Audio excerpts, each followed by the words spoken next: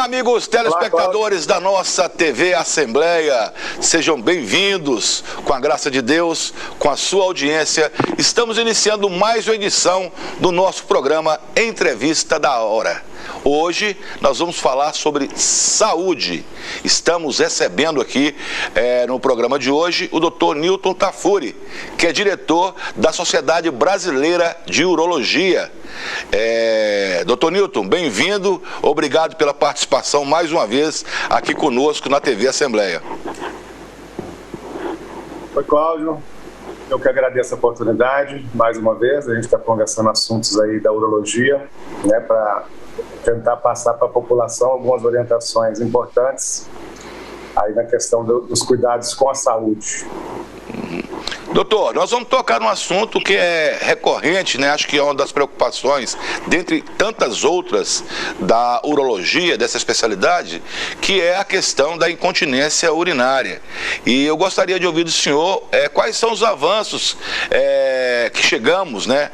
Que a urologia já alcançou, né, no tratamento dessa deficiência ou dessa patologia, se podemos dizer assim, tão preocupante e grave. Então, é um assunto realmente interessante, que é uma patologia bastante presente no dia a dia, no consultório do urologista, assim como do ginecologista, uma vez que a incontinência urinária, na maioria dos casos, acomete as mulheres, né? Em torno de 85% dos casos são em mulheres. A gente divide a incontinência urinária em 3 tipos principais, que é aquela incontinência de esforço, também conhecido como bexiga baixa, que atinge aquelas mulheres aí na meia-idade, em geral mulheres que tiveram partos normais ou que estão na idade da menopausa, e caracteriza com aquela perda urinária involuntária no momento de esforço, ou seja, ao tossir, ao espirrar, pegar um peso, né? Às vezes na academia, fazer um exercício. Essa é a incontinência de esforço. Tem incontinência de urgência, que é aquela vontade incontrolável que a pessoa sente de urinar naquele instante, que se ela não conseguir chegar ao banheiro naquele momento, ela vai perder urina. E existe a incontinência mista, né, que mescla entre esses 2 tipos, a urgência juntamente com a incontinência de esforço. Os avanços foram muitos, né, nos últimos anos, tanto na parte medicamentosa, surgimento de novas drogas, assim como na parte cirúrgica, desenvolvimento de fisioterapia pélvica, que também ajuda muito em alguns casos. O fato é que todos os casos têm tratamento, né? A gente consegue trazer uma melhora de qualidade de vida para os pacientes, sabendo, tem que ser feito o diagnóstico de acordo, dividir o tipo certinho do que está acontecendo, esclarecer e a partir daí iniciar o tratamento, seja ele cirúrgico, fisioterápico ou medicamentoso. Deixa eu perguntar se uma outra coisa, que antes de aprofundarmos um pouco mais nesses três tipos, né, de incontinência, perguntar só o seguinte, não é comum na infância casos como esse, né? Tem aqueles casos, por exemplo, da criança que faz xixi na cama até uma idade um pouco maior de 8, 9, 10 anos de idade. Isso aí não tem relação com incontinência urinária ou tem? Não, na infância, inclusive, a gente nem usa esse termo de incontinência urinária, né? Existe uma situação que ocorre com uma certa frequência, que é a enurese, né? Da criança, ou seja, aquela criança que urina à noite até uma idade além do esperado. Sim. Isso aí é temporário, né? Temporário. Às vezes demanda algum tratamento, porém, todos os casos são temporários.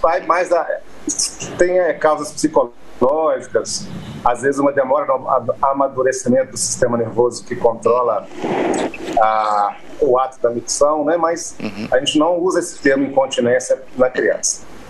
Tem mais relação, como você falou, questões psicológicas do meio ali, né? No caso das crianças, né? Sim, tem muito a ver com alterações psicológicas. Doutor Newton, como é que a pessoa ela passa assim como é que eu vou dizer, como é que se pode prevenir ou o tratamento para esse tipo de patologia, né, nas idades, como o senhor falou aí, na questão das mulheres e também dos homens, né, as mulheres a partir da menopausa é mais recorrente. Quais são os tratamentos hoje disponíveis, né? E como é que a pessoa pode saber, quer dizer, às vezes pode ser uma coisa sazonal também? Pode acontecer uma coisa assim temporal. Mas a principal característica, né, que faz a pessoa procurar o médico é a perda de urina, né? Perda involuntária da urina em momentos muitas vezes constrangedores para a pessoa, né? Então, em geral, a procura, por ser um fato muito constrangedor, a procura ao auxílio médico não demora muito, né? A pessoa se sente muito incomodada e às vezes tolhida de fazer as suas atividades normais, de poder sair, de encontrar com as amigas, de poder, né, às vezes, dormir na casa de um parente, de um conhecido, porque está sujeito a uma perda aí de urina no momento inapropriado, causando um certo constrangimento, um grande constrangimento, na verdade. É o desconforto, né? A questão até psicológica também acaba ficando abalada, né? Os tratamentos para hoje, o senhor poderia nos apontar alguns? Quais são os principais tratamentos? Sim. Por exemplo, na incontinência urinária de esforço, né? Que é aquela que ocorre quando a pessoa tosse, espirra, ou faz um movimento brusco.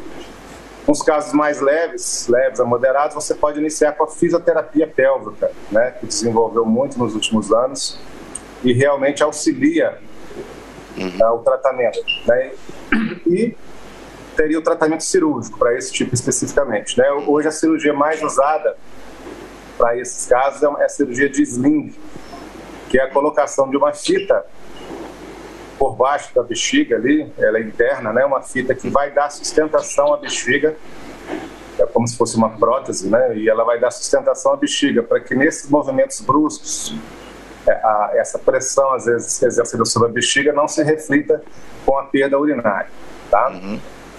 Já nas incontinências de urgência, né? Aí o tratamento é medicamentoso. Tem vários tipos de medicamentos, uns mais antigos, outros mais modernos, que são usados e os resultados são variáveis de pessoa a pessoa, né?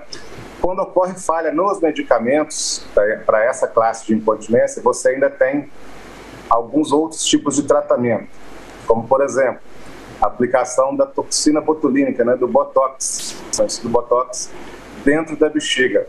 Né? Essas aplicações têm que ser feitas de tempos em tempos, e a ação do Botox inibir a contração, essa contração exacerbada do músculo da bexiga, porque a bexiga é um músculo, né? Temos também a neuromodulação sacral, que é uma espécie de um marca-passo, semelhante ao marca-passo cardíaco, que é implantado na região glútea, né? Ele é ligado até os nervos sacrais e ele vai emitindo impulsos constantes para esses nervos, que são os nervos responsáveis pela micção, pelo controle miccional. Também é um tipo de tratamento que tem uma aceitação boa e funciona muito bem para todos aqueles casos, né, de tratamentos medicamentosos que falharam. Agora, uma outra coisa, vou voltar um pouquinho antes. A prevenção. Existe algum tratamento preventivo, algumas medidas preventivas, seja no âmbito alimentar, ou do próprio exercício físico, ou das atividades diárias que as pessoas podem estar observando para evitar? Sim. Por exemplo, para a incontinência de esforço, né? Atividade física é importante, porque você mantém a musculatura, principalmente a musculatura pélvica, com um bom tônus, né? Mesmo na parte da idade de menopausa, que vai ter essas mudanças hormonais e há uma tendência da musculatura pélvica sofrer um certo relaxamento. Mas seria exercícios específicos para essa área, para essa região? Existem sim.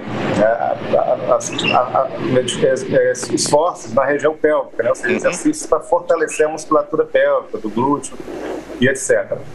Manter o peso também é importante, porque o sobrepeso, né, a obesidade, também exerce uma pressão maior ainda sobre a bexiga. Então, associada às outras condições que favorecem a incontinência, a obesidade não deixa de ser também uma causa, ou um aumento, né, da incidência da incontinência urinária. Então, atividade física, manter o peso e a alimentação saudável, óbvio, porque essas duas coisas aí dependem de uma alimentação saudável. Então, isso aí é um fator de prevenção. Existe algum alimento, alguma substância, aquilo que comumente a pessoa tem o hábito de ingerir e que possa também evitar para que chegamos a uma situação como essa das incontinências urinárias que o senhor mencionou? Não, alimento assim específico para isso não tem. É a alimentação saudável no geral, assim, que a gente já preconiza para vários outros cuidados na saúde, né? Frutas, fibras, evitar o açúcar, evitar o excesso de gordura. Basicamente é isso mesmo. Agora, doutor, com relação à questão dos homens, né? Como o senhor falou, à medida quanto mais avançada a idade, mais propensão a pessoa tem para desenvolver um quadro como esse que o senhor falou, da incontinência urinária. A questão da própria próstata aumentada, eu tenho um tratamento também específico para isso. O senhor falou que a primeira medida é a pessoa procurar um médico, né? Como é que ela pode, o que ela pode fazer nos primeiros momentos, assim que aparecem os primeiros sintomas, os recursos que podem ser aplicados nessa questão? Então, na questão dos homens, que ele correspondem a um percentual menor, né, no quadro geral das incontinências, em torno de 15%, muito relacionado mesmo com o aumento da idade, com as doenças da próstata. Então, homens que fazem cirurgia de próstata, câncer de próstata, estão mais sujeitos também à incontinência. E também o homem apresenta incontinência de urgência, né, ou seja, para tratar medicamentosamente. O que acontece? Assim, o que a pessoa tem que fazer é procurar mesmo auxílio de um profissional, porque o diagnóstico ele é muito simples, basicamente ele é clínico, às vezes nem depende de exames, né? Só como a pessoa explica para o médico as ocorrências da incontinência, como ela ocorre, em que ocasiões ela ocorre, o médico vai saber conduzir essa entrevista e vai diagnosticar clinicamente, assim, na maioria das vezes, sem depender de nenhum exame, que tipo de incontinência aquela pessoa está apresentando e já poder propor um tratamento inicial, né? Muitas vezes esse tratamento precisa ser mudado ao longo do tempo, porque você tem que ir acertando as drogas, às vezes a droga não vai funcionar, você tem que pensar no tratamento cirúrgico, né? E para o homem especificamente, aquele que é incontinente mesmo, né? Um incontinente moderado a grave, perde bastante urina, às vezes só de ficar de pé. Em geral, aqueles homens que fizeram cirurgia de próstata ou algum outro tipo de cirurgia pélvica, no qual para de funcionar, né, o esfíncter, que é o órgão ali que controla a saída da urina, existe uma prótese, que é o esfíncter artificial, que é implantado no homem, isso só tem para os homens, mulheres não, uma espécie de um anel ao redor da uretra, certo? Esse anel ele tem um controle que infla e desinfla, então conforme ele está inflado, ele comprime a uretra e controla a saída da urina, e conforme ele desinfla, ele permite a passagem da urina para a micção normal. Isso é a própria pessoa que faz, né? Existe um mecanismo de bomba que é acionado facilmente pela pessoa, ele abre e fecha e a pessoa vai urinar naqueles momentos que são apropriados para ela. Doutor Nilton, eu não podia deixar de perguntar para o senhor, é um assunto distinto, um pouquinho distinto, talvez eu nem sei, né? Pode ser que até tenha relação, né, em alguns casos, é a questão das DSTs, né? Como é que está o quadro, a ocorrência desses quadros, ainda é grave? Existem muitos casos e dos distintos tipos de DSTs? Sim, hoje a nomenclatura mudou, né? A gente fala em ISTs, não mais DSTs, então são as infecções sexualmente transmissíveis. E nos últimos anos, né, houve um recrudescimento, um aumento de fato, na incidência das ISTs, obviamente relacionado aí ao comportamento sexual, né? Não só dos jovens, também de adultos e idosos, um comportamento mais liberal do ponto de vista de número de parceiros, de não uso de preservativos, né? De se cuidar nesse sentido. Então, a gente percebeu já na prática mesmo, independente de estudos, mas na prática, o aumento, né, a volta, né, com força da sífilis, né, que são doenças antigas, sífilis, as uretrites, peste antigonorreia, né, o HPV, né, que são as verrugas genitais, que é uma das ISTs mais comuns, talvez a mais comum hoje em dia. Então, de fato, nos últimos anos, houve um aumento e continua havendo, né, sempre um aumento progressivo aí no número de casos de ISTs. Mas não tem relação, a incontinência urinária não tem nenhum quadro que tenha relação com essas doenças, né? Ou tem? Se você poder, não, incontinência propriamente não, mas você tem, por exemplo, nos casos das uretrites, né, que é a inflamação da uretra por uma bactéria ou clamídia, pode comprometer, né? A pessoa, ela tem uma sensação, uma vontade de urinar com mais frequência, né? E às vezes acaba urinando na roupa, se não conseguir ir ao banheiro, mas aí vai estar associado com dor, né, com ardência, com aquela queimação uretral característica, coisa que na incontinência simples não existe, né? Na incontinência não tem dor, é só a vontade constante de urinar e a perda da urina em momentos assim que você não poderia. Agora, o cuidado, então, não tem assim uma faixa limite, né? Pode ser a partir dos 30, 40 anos, também a pessoa pode desenvolver um quadro como esse, como o senhor falou, porque são diversos os fatores que podem desencadear, né, a patologia. Sim, a incontinência de esforço ela é de 40 anos acima, na maioria dos casos, né? Porém, essa incontinência de urgência, a urgência miccional, que está relacionada com quadros neurológicos, ela pode aparecer em pacientes mais jovens, né? Por exemplo, um paciente que sofreu um AVC, um paciente que tem diabetes, né? Doenças que alteram a inervação da bexiga e, com isso, cria-se esse quadro, né, de incontinência, mesmo em pacientes mais jovens. Doutor Nilton, eu gostaria de agradecer, embora seja muito breve o nosso espaço aqui, né? O senhor já esteve conosco em outras oportunidades, sempre nos atendendo gentilmente aqui para esclarecimentos, né? E informações a respeito dessa área da medicina tão importante. Eu gostaria de agradecer imensamente o senhor e deixar aí microfones e câmeras para as considerações finais do senhor. Eu mais uma vez agradeço a oportunidade, né? Lembrando que o dia 14 de março é o dia que é o Dia Internacional Mundial, né, da incontinência urinária, da conscientização da incontinência urinária. E a gente busca sempre isso, né, trazer as informações mais claras possíveis, num linguajar mais simples para que as pessoas possam entender e, às vezes, perceber que estão, né, com um quadro como este, e que isso tem tratamento, tem cura, né? Depende da pessoa procurar assistência médica adequada, um especialista que vai saber diagnosticar, orientar e tratar o caso, né? Muitas vezes com um sucesso aí total. Eu agradeço. Ok, doutor, muito obrigado. Eu conversei aqui com o doutor Nilton Tafuri, urologista, diretor da Sociedade Brasileira de Urologia. Nós vamos ficando por aqui. Se você acompanhou só o finalzinho da entrevista e quer assistir na íntegra, ela está disponível nos nossos canais, no nosso canal no YouTube, youtube.com/TVALMT. Ficamos por aqui. Você tem aí sempre um encontro marcado conosco na nossa grade de programação e eu aguardo você numa próxima oportunidade. Fiquem com Deus e até lá.